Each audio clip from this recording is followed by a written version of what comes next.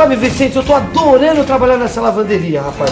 O único empecilho é que quando essas secadoras e esses ferros estão ligados todos ao mesmo tempo, faz um calor danado. Ah, isso faz mesmo, viu? Faz calor mesmo. Mas ainda bem que existem esses dispositivos que transformam energia elétrica em calor, viu?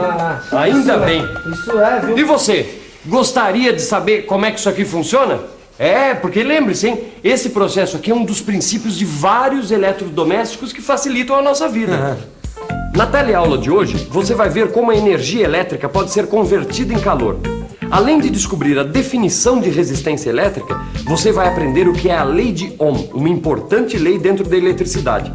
E você vai entender o que são os resistores lineares e não lineares, e como eles se associam, em série ou em paralelo. E aí, pessoal, tudo certo? Olha, vamos esquentando as turbinas porque a teleaula de hoje vai pegar fogo, meu amigo. Vamos nessa!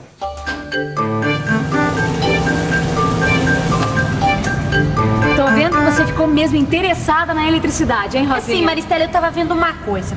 A gente viu que corrente elétrica são cargas que se movimentam, certo? Certo. E que essas cargas se movimentam de um ponto para o outro porque existe um campo elétrico, não é isso? Certo. Agora, essas cargas também se movimentam quando existe uma diferença de potencial, não é?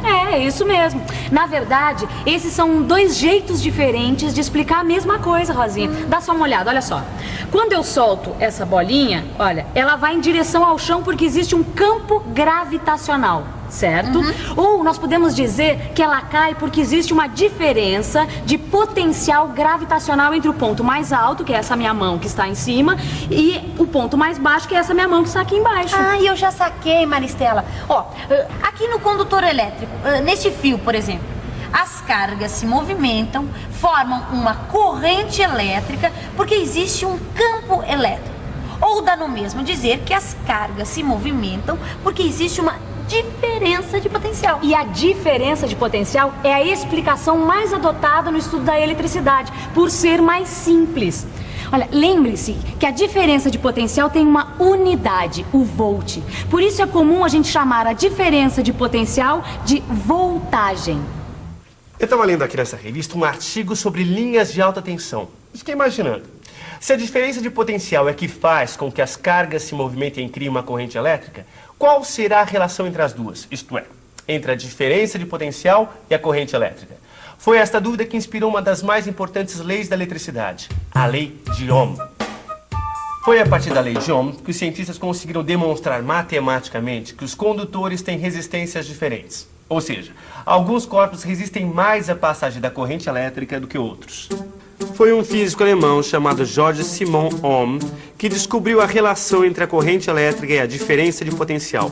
Ele definiu que a resistência de um corpo era dada pela razão entre a diferença de potencial aplicada a esse corpo e a corrente elétrica que o atravessa. Ohm chegou à seguinte definição: R, que representa a resistência, é igual a V, que representa a diferença de potencial, sobre I, que é a corrente elétrica. O valor da resistência é dado pela unidade Ohm, cujo símbolo é a letra grega ômega. Bom, como você viu, nós chegamos à definição de resistência. E a partir dela, podemos chegar finalmente à lei de Ohm. Dá uma olhadinha. Essa aqui é a definição de resistência que a gente acabou de ver. Multiplicando em cruz, a gente chega à lei de Ohm, uma equação que serve para entender vários fenômenos envolvendo eletricidade. Tá vendo? V é igual a R vezes I. Ô, Gil, Fala, Vicente. eu tô vendo você aí passar roupa, eu tava pensando uma coisa. Essa tal da lei de Ohm, ela vale para qualquer tipo de condutor? Vale sim, Vicente. Olha, você pega esse pedaço de fio aqui, por exemplo, e todo pedaço de fio que é percorrido por uma corrente elétrica tem uma resistência elétrica definida. Agora, essa resistência varia de fio para fio, entendeu? Ah, quer dizer que todo fio percorrido por uma corrente elétrica é um resistor, já que ele tem uma resistência elétrica definida, é isso? Sabe, Vicente, o resistor já é fabricado pensando no tipo de uso que ele vai ter. Ó, por exemplo, aqui dentro desse ferro de passar roupa, o resistor que tem aqui já foi projetado para fornecer calor suficiente para a gente passar a roupa, entendeu? Ah, e é sempre bom lembrar que existem dois tipos de resistores, na verdade, né? O resistor linear e o resistor não linear, não é isso? É isso aí. Aliás, no seu livro, você vai encontrar a definição bem clara desses dois tipos de resistores. Dá uma olhada lá. Legal essa parte dos resistores, Maristela.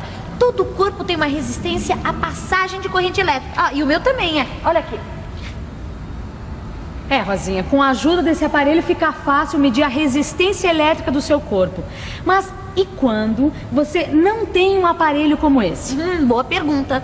Boa pergunta, mas é fácil de responder também. Para a gente descobrir esses valores, a gente precisa aprender a calcular a resistividade elétrica. Você já sabe que a resistência elétrica de um corpo está relacionada a maior ou menor facilidade com que uma corrente elétrica passa por ele.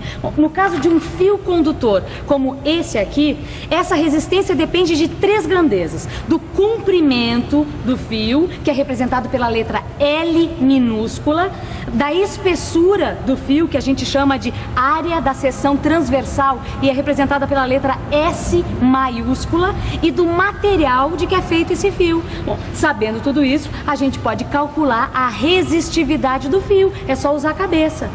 Vamos pensar um pouco? Vamos pensar um pouco. Vamos ver. O comprimento do fio é dado por L. A área da seção transversal por S. E a resistividade, que é uma constante, por ρ. Agora, como eu faço para descobrir o valor da resistência? Ah, já sei. Todos esses fatores podem ser relacionados assim. R igual a ρ vezes L sobre S. Aí, eu já tenho como descobrir o valor da resistência. E olha só, com essa expressão dá para descobrir o valor do ρ. Basta eu fazer as operações que eu chego nessa nova expressão. ρ igual a R vezes S sobre L. Pronto. E a unidade usada para resistividade, Rosinha, é ohm vezes milímetro quadrado por metro. Nossa, ohm vezes milímetro quadrado por metro? É, exatamente. E essa unidade é usada porque é mais prático usar milímetro quadrado para medir a espessura de um fio. Olha, sabendo essas duas fórmulas, a gente pode descobrir o valor da resistência de qualquer fio. Repare numa coisa importante, Rosinha. Quanto mais grosso o fio, ou seja, quanto maior a área de sua seção transversal, menor a resistência. E quanto mais comprido o fio, maior é a resistência. Ô, Gil, Fala. vamos dizer que eu precise de um resistor com um valor específico, que não seja fabricado. Como é que eu faço? Bom, aí tem dois jeitos. Ou você compra um resistor especial chamado reostato, ou você associa vários resistores até você chegar no valor que você precisa, entendeu? Ah, tá certo. O reostato é um resistor em que o valor desejado é obtido através de um contato deslizante. Mudar a posição do contato é a mesma coisa que aumentar o comprimento do fio ou do material que está sendo percorrido pela corrente elétrica. Bom, como nós já vimos, quanto maior o comprimento, maior a resistência. Agora, se você quiser associar... Ah, peraí que eu já sei. Ah. Existem dois tipos de associação de resistores. Associação em série e associação em paralelo, não é isso? Exatamente. Na associação em série, todos os resistores são percorridos pela mesma corrente elétrica. Vamos pegar uma associação em série qualquer. Para descobrir a resistência de todos esses resistores juntos, basta somar. É isso mesmo. Lembra da lei de Ohm? Pois é, você aplica essa lei, descobre a resistência elétrica de cada um e soma. O resultado é a resistência elétrica total dessa associação em série. E a associação em paralelo? Bom, como você acabou de ver, na associação em série todos os resistores são percorridos pela mesma corrente elétrica. Dá só uma olhadinha aqui. Na associação em paralelo, os resistores estão sujeitos à mesma diferença de potencial. O cálculo da resistência elétrica total de uma associação em paralelo é um pouco diferente da associação em série. E para descobrir como é feito este cálculo, é só dar uma olhada no seu livro de estudos. Mas viu, Vicente? Cuidado, né, Gil? O ferro tá quente, não tá vendo que eu tô passando a roupa? Assim você vai acabar virando mais uma vítima do efeito Joule. O Vicente, depois que começou a estudar a eletricidade, ficou assim todo metido, efeito Joule e tal e coisa. Mas é isso aí, pessoal. Toda vez que um condutor está sob a ação de um campo elétrico, os elétrons começam a se movimentar. Só que se movimentam de uma maneira desordenada, entenderam? Pois é, eles se movimentam de uma maneira desordenada, mas preferencialmente no mesmo sentido. E é isso que cria a corrente elétrica. Agora, lembre-se, eles fazem uma movimentação desordenada. Eles não andam bonitinhos em fila indiana, muito pelo contrário. Eles vão se chocando um com os outros e com a própria estrutura atômica do condutor. E o que acontece com essa intensa atividade dos elétrons? Acontece a geração de calor. Por isso que uma parte da energia elétrica que anda pelo condutor é transformada em calor, não é, É isso aí. E o efeito Joule possibilitou os primeiros usos práticos da eletricidade. O chuveiro elétrico, a lâmpada incandescente e o próprio ferro de passar roupa. É graças ao efeito Joule que essa lâmpada acende, ó. Seu filamento atinge temperaturas tão altas que passa a emitir luz. É isso aí, Rosinha. Existe uma importante relação entre energia elétrica e calor. E no seu livro você estuda essa relação direitinho, não perca. Depois da teleaula, procure no seu livro. Agora, por enquanto, é importante você saber que a partir da relação entre energia elétrica e calor, fica fácil descobrir a potência envolvida no deslocamento de uma carga através de um condutor. Observe o esquema do deslocamento de uma carga por um condutor. A expressão da potência já é conhecida. P igual a tal sobre delta T. Agora basta lembrar que o trabalho é igual a multiplicação da diferença de potencial pela carga. A partir daí, a gente chega numa das expressões de cálculo da potência. P igual a V vezes I. Eu disse uma das formas de calcular a potência. Existem outras, mas você deve estar se perguntando, e para que serve esse cálculo da potência? Bom, uma das utilidades, por exemplo, é a gente descobrir quanta energia um resistor consome. Outra coisa muito mais importante é saber que esse é o cálculo feito pelas empresas de energia elétrica para determinar quanto a gente paga de conta de luz no fim do mês. Mas esse cálculo você vai conhecer consultando o seu livro. Não deixe de conferir, hein? É, Gil, essa eletricidade é interessante mesmo, né? Ela tem vários aspectos que normalmente a gente nem lembra, né? Por exemplo, você sabia que existem resistores mais eficientes que outros? Olha, mas não é só os resistores não, viu, Vicente? As máquinas também têm rendimentos diferentes. Os aparelhos elétricos, sejam eles resistores ou geradores, também têm rendimentos diferentes. E é impossível evitar o efeito Joule. Agora, no caso do nosso amigo ferro aqui, por exemplo, o efeito Joule faz parte do funcionamento dele, é a base dele, entendeu?